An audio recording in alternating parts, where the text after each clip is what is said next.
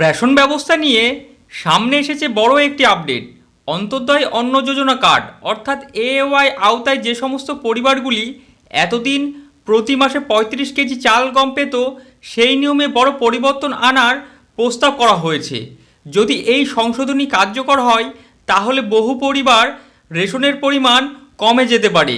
আজকের এই ভিডিওটিতে আপনাদের জানাবো কিভাবে এই পরিবর্তনটি হতে পারে, কারা প্রভাবিত হবে এই পরিবর্তনের ফলে এবং কেনই বা এই সিদ্ধান্ত নিয়ে বিতর্ক শুরু হয়েছে। সমস্ত কিছু এই ভিডিওটির মাধ্যমে শেয়ার করব, তাই ভিডিওটি সম্পূর্ণ স্কিপ না করে প্রথম থেকে শেষ পর্যন্ত মনোযোগ সহকারে দেখতে থাকুন। বর্তমানে জাতীয় খাদ্য সুরক্ষা আইনের আওতায় দুটি প্রধান শ্রেণীর মানুষ বিনামূল্যে খাদ্যশস্য পান। প্রথমটি হলো পিএইচএইচ অর্থাৎ প্রায়োরিটি হাউসহোল্ড, যা ব্যক্তি 5 কেজি করে খাদ্যশস্য বিনামূল্যে পায়। অন্তর্দিকে অন্তর্দয় অন্ন যোজনা অর্থাৎ এওয়াই পরিবার পিছু আগে 35 কেজি করে খাদ্যশস্য মিলত। এবার কেন্দ্র সরকারের জাতীয় খাদ্য সুরক্ষা 2026-এর মাধ্যমে অন্তর্দয় অন্ন যোজনার নিয়মে পরিবর্তনের প্রস্তাব দিয়েছে। এই প্রস্তাবটি কি এবার আপনাদের ভিতরে শেয়ার করব। এই প্রস্তাব অনুযায়ী পরিবার পিছু 35 কেজির পরিবর্তে 7 কেজি করে খাদ্যশস্য দেওয়া হবে, অর্থাৎ মাথাপিছু 7 কেজি করে খাদ্যশস্য দেওয়া হবে। তবে একটি গুরুত্বপূর্ণ বিষয় হলো, কোনো পরিবারের সদস্য সংখ্যা বেশি হলে সর্বোচ্চ অর্থাৎ 35 কেজি পর্যন্ত খাদ্য আপনাদের মিলবে। অর্থাৎ যদি পরিবারের সদস্যের সংখ্যা বেশি হয় সেই ক্ষেত্রে বেশি রেশন যেটি আছে সেই রেশন সামগ্রী আপনাদের মিলবে না। সর্বোচ্চ রেশনের পরিমাণ 35 কেজি। কিন্তু যেখানে উদাহরণ হিসেবে বলাই যেতে পারে, যদি কোনো অন্তর্দয় অন্ন যোজনা পরিবারের 4 জন সদস্য থাকে তাহলে নতুন নিয়ম কার্যকর হলে তাদের মোট 28 কেজি হতে পারে রেশন, অর্থাৎ আগের তুলনায় 7 কেজি কম।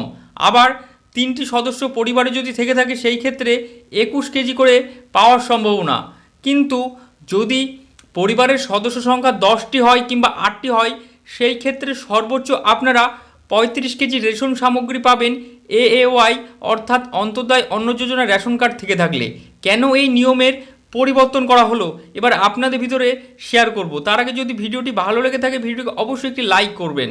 কেন্দ্রীয় সরকারের কেন্দ্রের যুক্তি এবং অন্তর্দয় প্রকল্পের গড় 7 জন সদস্য ধরে 35 কেজি বরাদ্দ করা হয়েছিল, কিন্তু সমীক্ষায় দেখা গেছে বাস্তবে অধিকাংশ পরিবারের সদস্য সংখ্যা 7 জনের কম।